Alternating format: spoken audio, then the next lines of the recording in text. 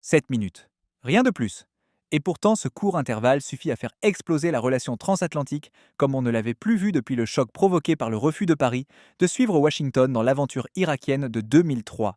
En quelques instants, l'Alliance atlantique se retrouva coupée en deux sur l'éternelle querelle du fardeau militaire.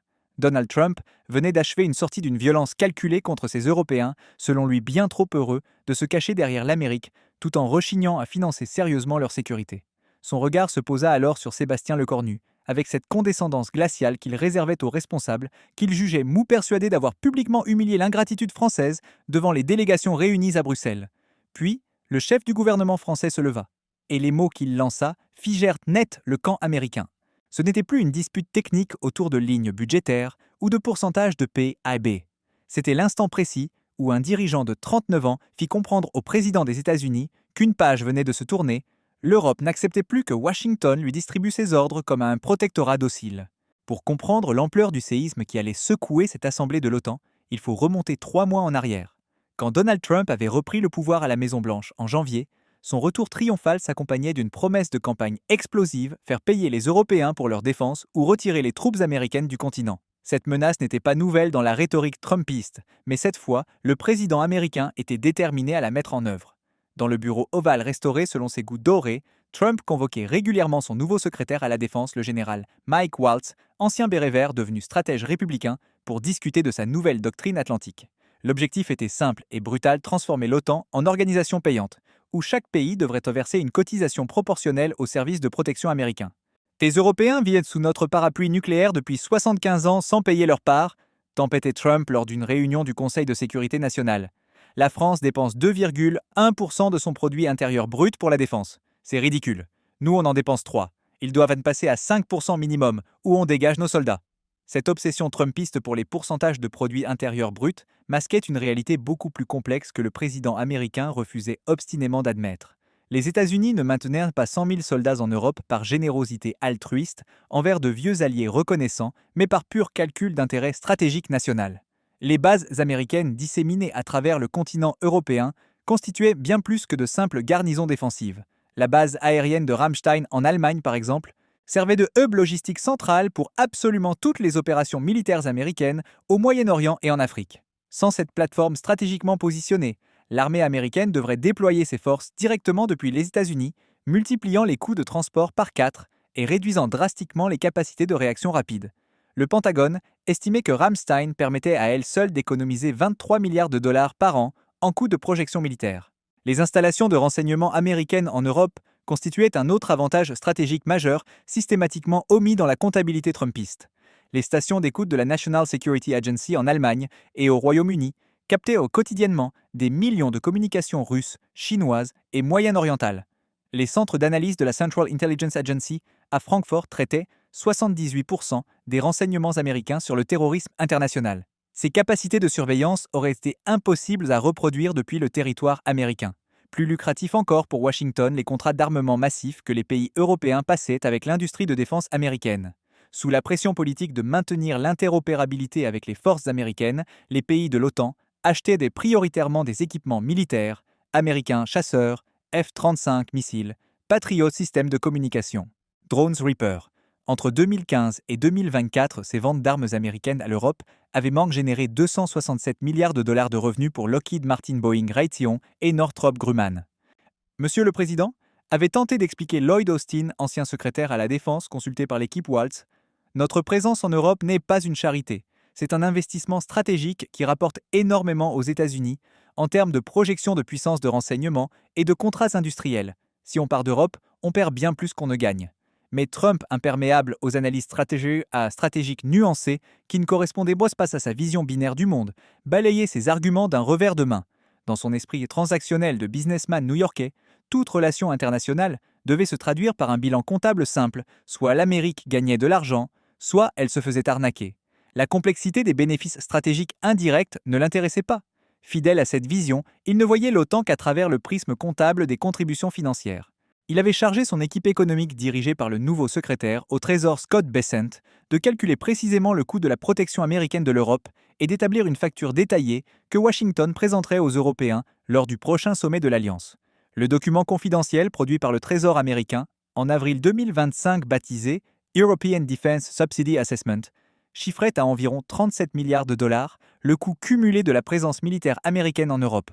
Ce calcul pharaonique incluait non seulement les dépenses directes évidentes de stationnement des troupes, mais aussi une multitude de coûts indirects savamment agrégés pour gonfler la facture finale.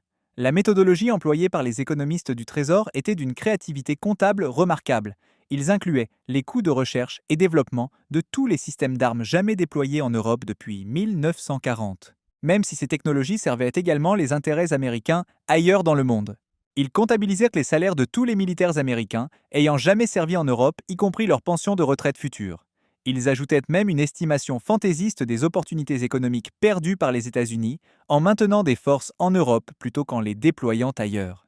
Plus audacieux encore, le rapport incluait une ligne budgétaire intitulée Coût d'opportunité du capital investi, calculant les intérêts que les sommes engagées auraient pu générer si elles avaient été investies dans l'économie américaine. Cette acrobatie comptable portait la dette européenne totale à 340 milliards de dollars, selon les calculs du Trésor trumpiste. Monsieur le Président, avait déclaré Scott Bessent lors de la présentation officielle du rapport au cabinet. Si on considère que l'Europe devrait rembourser rétroactivement sa juste part de ses coûts, avec intérêt composé, la France nous doit environ 100 milliards. L'Allemagne, 312 milliards. L'Italie, 92 milliards. L'Espagne, 9 milliards. C'est une dette colossale que les Européens ont contractée envers le contribuable américain travailleur. Cette comptabilité totalement fantaisiste reposait sur une hypothèse fondamentalement malhonnête que les États-Unis ne tiraient absolument aucun bénéfice stratégique, économique ou politique de leur présence en Europe. Elle ignorait délibérément que la domination américaine sur l'Alliance Atlantique permettait à Washington de façonner l'ordre international selon ses intérêts, de contrôler les choix stratégiques européens et de maintenir son statut de superpuissance mondiale incontesté. Mais dans l'esprit simpliste de Trump, cette dette européenne fictive devenait un argument massif absolument imparable pour exiger une augmentation drastique et immédiate des budgets de défense des pays de l'OTAN. Il ne s'agissait plus d'une négociation entre alliés, mais d'une sommation du créancier au débiteur. La cible prioritaire de cette offensive américaine était sans surprise la France, pays symbole historique de l'indépendance européenne vis-à-vis de Washington depuis les années de Gaulle. Depuis le général de Gaulle, justement, Paris cultivait avec une constance remarquable une posture d'autonomie stratégique qui irritait profondément et systématiquement toutes les administrations américaines, successives démocrates comme républicaines. La France disposait de sa propre force de dissuasion nucléaire totalement indépendante, avec 290 ogives nucléaires opérationnelles, avait spectaculairement quitté le commandement intégré de l'OTAN de 1966 à 2009 pour marquer son indépendance militaire, refusait régulièrement de s'aligner sur les positions américaines au Conseil de sécurité de l'ONU et plaidait inlassablement pour une Europe de la défense progressivement émancipée de la tutelle stratégique américaine. Cette tradition française d'indépendance militaire remontait au traumatisme de la Seconde Guerre mondiale.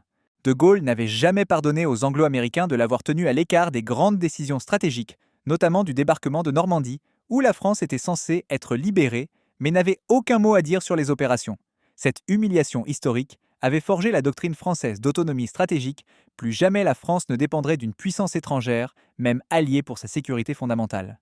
Les successeurs de Gaulle, de Pompidou à Macron, en passant par Mitterrand et Chirac, avaient tous maintenu cette ligne d'indépendance avec plus ou moins de fermeté selon les circonstances.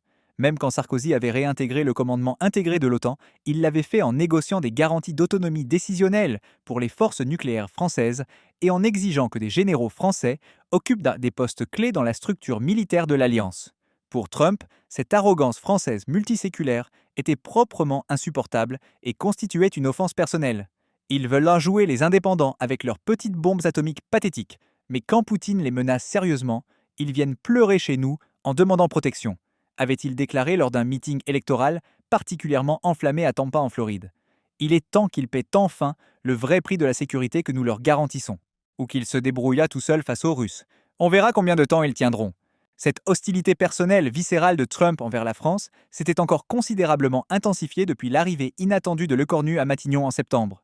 Le jeune Premier ministre français de 39 ans incarnait absolument tout ce que Trump détestait profondément dans l'élite politique européenne, un technocrate parfaitement formaté, polyglotte, maîtrisant 5 langues, couramment défenseur dogmatique, du multilatéralisme, onusien et de la régulation internationale, contraignante admirateur, affiché de l'Union européenne fédérale.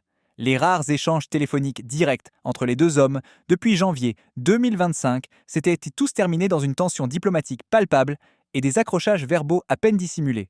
Trump reprochait systématiquement à Lecornu son élitisme parisien insupportable, sa naïveté face aux dictatures, son arrogance intellectuelle et surtout sa faiblesse militaire pathétique face à Poutine. Lecornu, de son côté, ne cachait pas son mépris à peine voilé pour ce qu'il considérait comme le populisme dangereux et l'ignorance stratégique de Trump. Lors d'un dîner privé à l'Élysée, avec des ambassadeurs européens, le Premier ministre français avait confié « Trump est le symptôme de la décadence intellectuelle américaine. Il résonne comme un promoteur immobilier des années 1980, pas comme un leader du monde libre du XXIe siècle. » Ces mots, bien sûr confidentiels en théorie, avaient infiltré dans la presse américaine via des fuites diplomatiques, provoquant une fureur présidentielle mémorable. Trump avait tweeté rageusement à 6 heures du matin depuis Mar-a-Lago « Le pathétique Lecornu qui dirige un pays en faillite sociale ose critiquer l'Amérique qui le protège depuis 80 ans. Sans nous, la France parlerait allemand ou russe. » Ingratitude totale. Cette escalade verbale bilatérale entre les deux dirigeants avait créé un climat diplomatique franco-américain particulièrement délétère. Les fonctionnaires du Quai d'Orsay et du département d'État multipliaient les efforts pour maintenir des canaux de communication fonctionnels, mais la relation personnelle catastrophique entre Trump et Lecornu empoisonnait systématiquement toute tentative de dialogue constructif. C'est dans ce contexte délétère que s'ouvrait le sommet de l'OTAN de Bruxelles, dès le 15 juillet 2025, officiellement consacré à la modernisation des capacités de défense collective. Officieusement, tout le monde savait que ce sommet serait l'occasion d'un ultimatum américain aux Européens sur les dépenses militaires. Donald Trump était arrivé à Bruxelles avec sa délégation habituelle de conseillers ultra-loyalistes triés sur le volet déterminé à imposer brutalement sa vision transactionnelle de l'Alliance Atlantique. Son équipe avait préparé méticuleusement pendant des semaines une présentation PowerPoint spectaculaire de 47 diapositives détaillant exhaustivement les contributions disproportionnées et scandaleuses américaines à la sécurité européenne et exigeant un rééquilibrage financier immédiat et non négociable. La délégation américaine comprenait les figures les plus dures de l'administration Trump. Le général Mike Waltz, secrétaire à la Défense, et ancien béret vert réputé pour sa rhétorique anti-européenne agressive. Marco Rubio, secrétaire d'État, et faucon atlantiste convaincu. Kash Patel, directeur de la Central Intelligence Agency et loyaliste trumpiste absolu. Et bien sûr, Scott Bessent, secrétaire au Trésor et architecte principal de la théorie de la dette européenne. Ces Européens mollassons vont enfin comprendre qu'on n'est pas leur armée gratuite de mercenaires, avait déclaré Trump à ses conseillers rassemblés dans sa suite présidentielle du Steigenberger Grand Hôtel de Bruxelles la veille du sommet. Soit ils passent immédiatement à 5% de leur produit intérieur brut en dépenses militaires, comme je l'exige, soit on commence à retirer progressivement nos troupes et nos garanties nucléaires. Point final, pas de négociation possible. Cette stratégie trumpiste d'ultimatum brutal et public reposait sur un calcul politique apparemment rationnel mais fondamentalement erroné. Les Européens étaient en présumé trop divisés politiquement, trop faibles militairement et trop terrorisés par la menace russe pour oser résister collectivement à la pression américaine. Ils finiraient inévitablement par céder et accepter les conditions de Washington, exactement comme il l'avait toujours fait docilement depuis 1945. Selon la vision trumpiste simpliste de l'histoire, Trump était personnellement convaincu que sa rhétorique brutale habituelle, combinée à la menace crédible de retrait militaire américain, suffirait automatiquement à faire plier les dirigeants européens paralysés par leur dépendance structurelle envers le parapluie sécuritaire américain. Il ne concevait même pas la possibilité d'une résistance européenne organisée. Le matin du sommet, l'équipe américaine avait organisé un breakfast briefing avec des journalistes triés sur le volet pour préparer le terrain médiatique. Le président va dire aux Européens leurs 4 vérités aujourd'hui, avait annoncé le porte-parole de la Maison-Blanche. L'ère du free-riding européen est terminée. Soit ils paient leur juste part, soit l'Amérique reconsidère fondamentalement son engagement atlantique. Cette campagne de communication agressive visait à créer une pression médiatique maximale sur les dirigeants européens avant même le début des discussions officielles. Fox News Breitbart publiait des éditoriaux cinglants exigeant que l'Europe paie enfin sa dette envers l'Amérique. L'opinion publique américaine largement isolationniste depuis l'échec afghan soutenait massivement la ligne dure de Trump selon les sondages. Mais Trump ne soupçonnait pas que Lecornu avait préparé cette confrontation avec une rigueur toute française, compilant des décennies de données historiques, d'analyses stratégiques et de calculs économiques pour démontrer méthodiquement l'hypocrisie américaine et l'absurdité de la comptabilité trumpiste. Derrière la façade diplomatique, Matignon avait lancé depuis 6 semaines une opération de contre-intelligence stratégique baptisée Vérité Atlantique. Cette cellule ultra-confidentielle dirigée par le général Pierre Schill, chef d'état-major particulier du président, regroupait les meilleurs analystes français en affaires militaires, stratégie atlantique et histoire de l'OTAN. Leur mission officieuse mais prioritaire, déconstruire méthodiquement, point par point, la propagande trumpiste sur les Européens profiteurs et préparer une réponse factuelle imparable.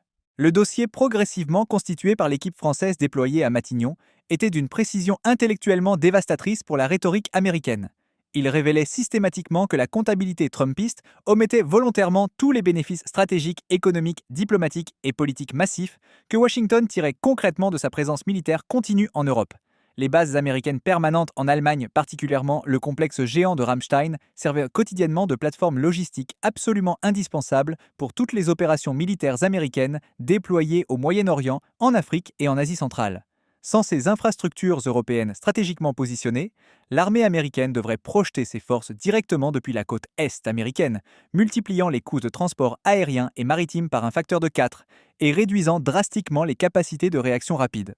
Le Pentagone lui-même, dans ses documents de planification stratégique classifiés, que les services français avaient réussi à obtenir discrètement, estimait que les bases européennes permettèrent d'économiser annuellement 34 milliards de dollars en coûts de projection militaire évités. Sur 75 ans, cela représentait 550 milliards de dollars d'économies directes pour le budget américain de la défense.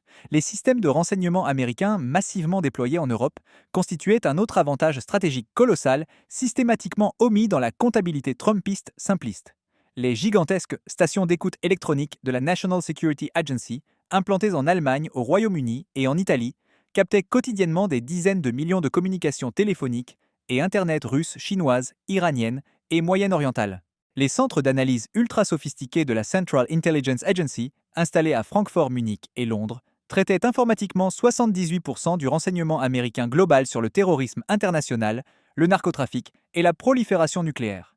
Ces capacités massives de surveillance et d'interception auraient été techniquement impossibles à reproduire efficacement depuis le territoire américain en raison des distances satellites et des limitations physiques de transmission des signaux électromagnétiques. L'Europe offrait simplement une position géographique idéale pour espionner tout l'hémisphère oriental de la planète. Monsieur le Premier ministre, avait expliqué avec satisfaction le général Schill lors du briefing stratégique final à Matignon. Les Américains nous présentent une facture unilatérale de 1237 milliards de dollars sur 75 ans de présence militaire en Europe. Mais nos calculs rigoureux démontrent mathématiquement qu'ils ont en réalité gagné plus de 140 milliards de dollars en bénéfices stratégiques directs. Avantages commerciaux, profits industriels et économies opérationnelles grâce à leur implantation européenne. Selon toute logique comptable nette, ce sont eux qui nous doivent massivement de l'argent, absolument pas l'inverse comme Trump ose le prétendre. Plus accablant encore pour Washington, l'analyse française ultra détaillée révélait que les guerres américaines catastrophiques en Irak et en Afghanistan avaient coûté aux pays européens de l'OTAN plus de 340 milliards d'euros en contributions militaires, directes et indirectes entre 2001 et 2021. Cette somme astronomique incluait non seulement les coûts évidents de déploiement des troupes européennes sur ces théâtres d'opérations lointains, mais aussi une multitude de dépenses cachées que les gouvernements européens n'avaient jamais osé comptabiliser publiquement. Les pays membres de l'Alliance Atlantique avaient collectivement fourni 140 000 soldats pour ces opérations, lancées unilatéralement par les États-Unis, sans consultation réelle, des alliés perdant tragiquement plus de 1200 militaires tués au combat et plus de 8400 blessés graves dans des guerres qui ne servaient en rien les intérêts sécuritaires européens, mais uniquement l'agenda américain au Moyen-Orient. La France seule avait dépensé 47 milliards d'euros pour sa participation à ces conflits, avec 12 000 soldats déployés en Afghanistan, pendant 13 ans, 88 militaires français tués et 700 blessés. Sans compter les coûts psychologiques des milliers de vétérans traumatisés par ces guerres. L'Allemagne avait déboursé 50 et 1 milliard d'euros, le Royaume-Uni, 71,8 milliards, l'Italie 23 milliards, l'Espagne 18 milliards. Et pour quel résultat concret, l'Irak était devenu un État failli contrôlé par des milices pro-iraniennes, exactement l'inverse des objectifs américains proclamés. L'Afghanistan était retombé sous le contrôle des talibans en août 2021, après un retrait chaotique et humiliant décidé unilatéralement par Washington sans même consulter les alliés européens qui avaient sacrifié sang et argent pendant 2 décennies. Et Monsieur le Premier ministre avait martelé avec indignation le colonel François Lecointre, ancien chef d'état-major des armées, consulté pour l'analyse historique. Nous avons dépensé des fortunes et sacrifié nos soldats pour des aventures militaires américaines basées sur des mensonges délibérés. Les armes de destruction massive irakiennes n'ont jamais existé. Ben Laden était au Pakistan, pas en Afghanistan. Ces guerres ont été des catastrophes absolues, dont les Européens ont payé le prix sans en tirer aucun bénéfice.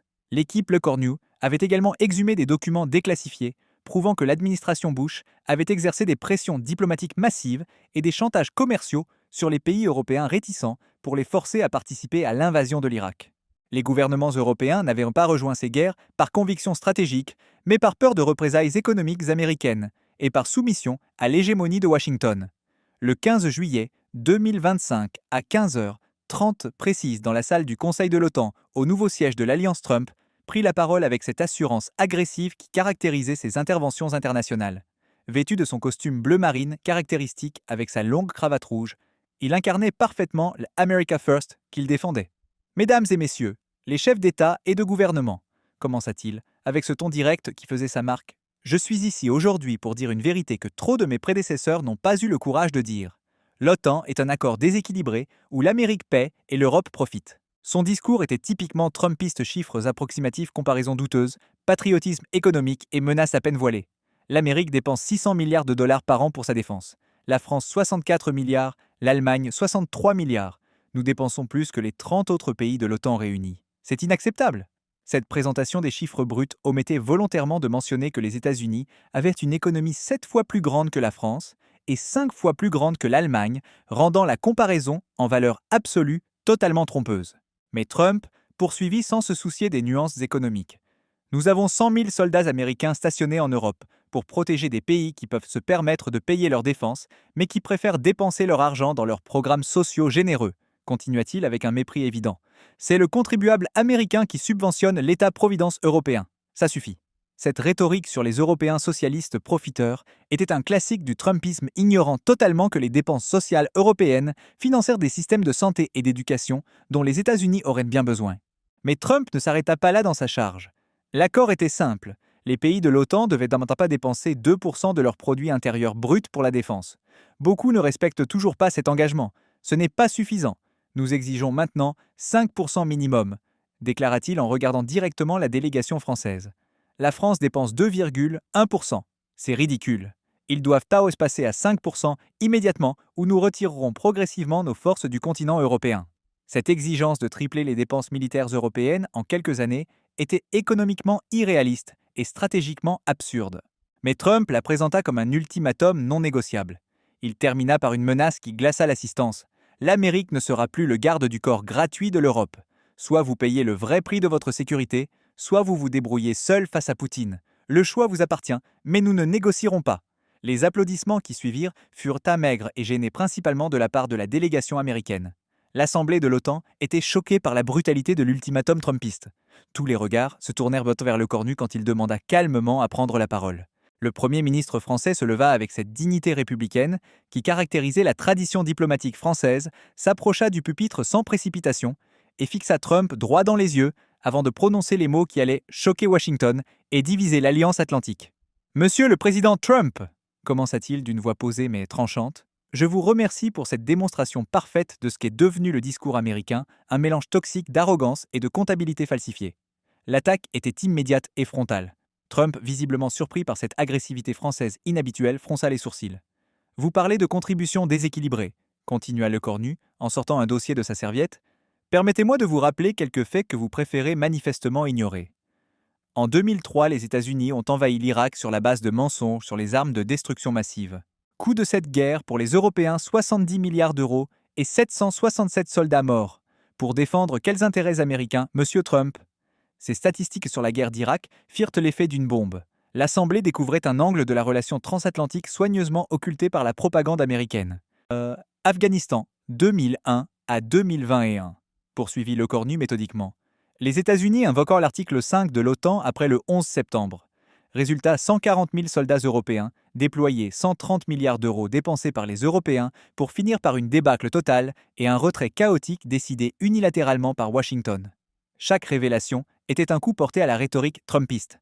Trump tenta d'intervenir. « Monsieur le Premier ministre, c'était… » Mais Lecornu l'interrompit sèchement. « Non, Monsieur Trump, c'est moi qui parle maintenant. Vous allez écouter. » Et il continua son démontage implacable. « Vous nous accusez de profiter de votre protection.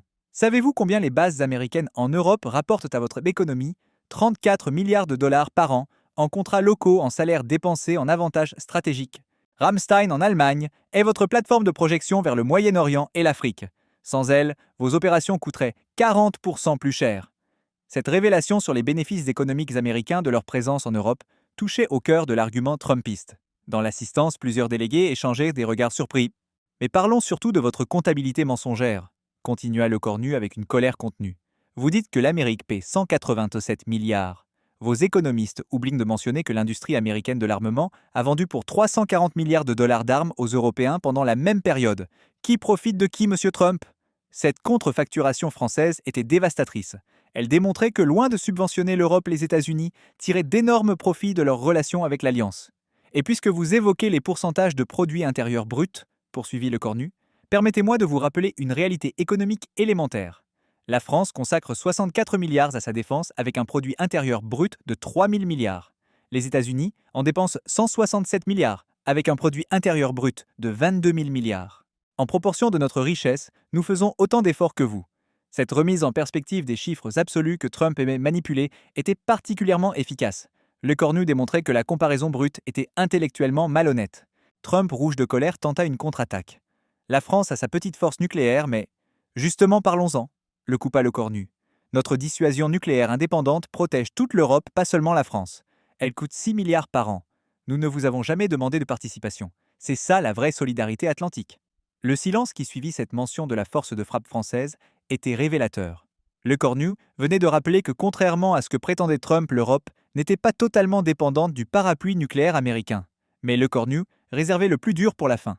Monsieur Trump, vous exigez que nous passions à 5% de notre produit intérieur brut en dépenses militaires. Très bien. Mais alors les États-Unis doivent rembourser les 340 milliards d'euros que nous avons dépensés pour vos guerres en Irak et en Afghanistan, des guerres qui ne servèrent pas la sécurité européenne, mais l'impérialisme américain. Et puis vint la conclusion qui restera dans les mémoires. L'OTAN n'est pas une entreprise de protection où l'Amérique serait le patron et l'Europe les clients. C'est une alliance entre égaux.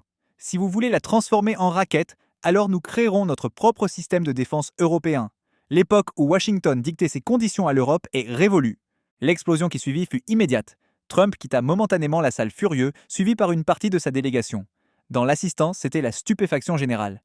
Pour la première fois dans l'histoire de l'OTAN, un dirigeant européen avait publiquement accusé les États-Unis de manipulation comptable et de chantage stratégique. L'onde de choc fut planétaire et immédiate. Aux États-Unis, la réaction fut explosive et polarisée selon les lignes politiques habituelles. Fox News titrait avec indignation « La France insulte honteusement l'Amérique ».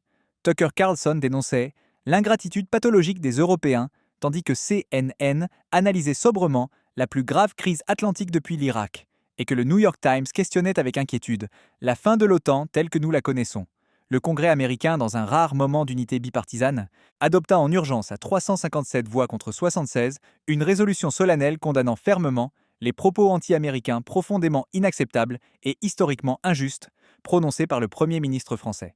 Les sénateurs républicains les plus bellicistes menés par Tom Cotton et Lindsey Graham réclamaient bruyamment des sanctions économiques immédiates contre Paris et l'annulation de tous les contrats militaires franco-américains en cours. L'establishment de politique étrangère américain traditionnellement atlantiste et pro-européen était profondément divisé. Les néoconservateurs du Weekly Standard soutenaient à Trump et exigeaient que l'Europe paie ou parte. Mais les réalistes pragmatiques du Council on Foreign Relations mettaient en garde contre une rupture atlantique qui ne profiterait qu'à la Chine et à la Russie. Lecornu a techniquement raison sur plusieurs points factuels, admettait Richard Haas, ancien président du Council on Foreign Relations. Notre comptabilité sur l'OTAN a toujours été politiquement biaisée. Dans les cercles académiques américains spécialisés en relations internationales, le discours de Lecornu déclenchait des débats passionnés. À Harvard, le professeur Stephen Walt saluait le courage de dire enfin publiquement ce que beaucoup d'analystes pensèrent depuis des années sur l'hypocrisie de la rhétorique atlantique. À Georgetown, l'ancien secrétaire à la défense Robert Gates reconnaissait que les Européens avaient effectivement payé un prix énorme pour nos aventures au Moyen-Orient sans en tirer aucun bénéfice stratégique. Mais en Europe, l'effet fut inverse, spectaculaire et quasiment unanime. De Berlin à Rome, de Madrid à Varsovie, de Stockholm à Athènes, les opinions publiques européennes saluèrent massivement et avec enthousiasme le courage historique français et la réplique salutaire à l'arrogance américaine. Les réseaux sociaux européens explosèrent de messages de soutien à Lecornu. Le hashtag #StandWithLecornu fut en tendance pendant 48 heures, continu dans 23 pays européens. Pour la première fois depuis des décennies d'atlantisme docile et de soumission aux diktats de Washington, quelqu'un avait enfin osé publiquement tenir tête à l'hyperpuissance américaine sur son propre terrain rhétorique. Les sondages réalisés dans les jours suivants montraient là que 78% des Européens approuvaient les propos de Lecornu et estimait que l'Europe devait affirmer son indépendance stratégique vis-à-vis des États-Unis. Les dirigeants européens, même ceux traditionnellement les plus atlantistes et pro-américains, ne pouvaient ignorer ce tsunami d'opinion publique. Le chancelier allemand, Olaf Scholz, habituellement très prudent sur les sujets transatlantiques, déclara que Monsieur Le Cornu a soulevé des questions légitimes sur l'équilibre des contributions au sein de l'Alliance. Le Premier ministre italien Giorgia Meloni, pourtant proche idéologiquement de Trump, admit que certains arguments français méritent une discussion approfondie et honnête. Même en Pologne et dans les pays baltes traditionnellement les plus pro-américains, par peur existentielle de la Russie, l'opinion était nuancée. Nous avons besoin de la protection américaine contre Moscou, reconnaissait le président polonais. Mais cela ne signifie pas que nous devons accepter d'être traités comme des vassaux corvéables, à merci par Washington. 6 mois après cette confrontation historique, les conséquences géopolitiques étaient majeures. Les relations franco-américaines s'étaient considérablement refroidies, mais paradoxalement, cela avait accéléré l'émergence d'une véritable Europe de la défense. L'Allemagne et la France, l'Italie et l'Espagne lançaient un programme commun d'armement de 240 milliards d'euros, réduisant leur dépendance aux technologies américaines. Plus important encore, l'affaire avait révélé au monde que l'Alliance Atlantique ne pouvait plus fonctionner sur le mode de la subordination européenne à Washington. Une nouvelle relation plus équilibrée et plus mature devait émerger. L'effet Le Cornu a libéré l'Europe de sa dépendance psychologique envers l'Amérique, analysa Hubert Védrine, ancien ministre français des Affaires étrangères. Nous avons compris que nous pouvions être des alliés des États-Unis sans être leurs vassaux. Quant à Le Cornu lui-même, il était devenu un héros pour les Européens lassés de l'arrogance américaine. Son discours du 15 juillet 2025 était étudié dans toutes les écoles de diplomatie comme un modèle de résistance à l'hégémonie. L'histoire retiendra que ce jour de juillet 2025 dans l'enceinte de l'OTAN, un homme de 39 ans avait infligé une défaite morale historique à la superpuissance américaine, et que par cette victoire de la dignité sur la soumission, il avait ouvert la voie à une Europe enfin souveraine.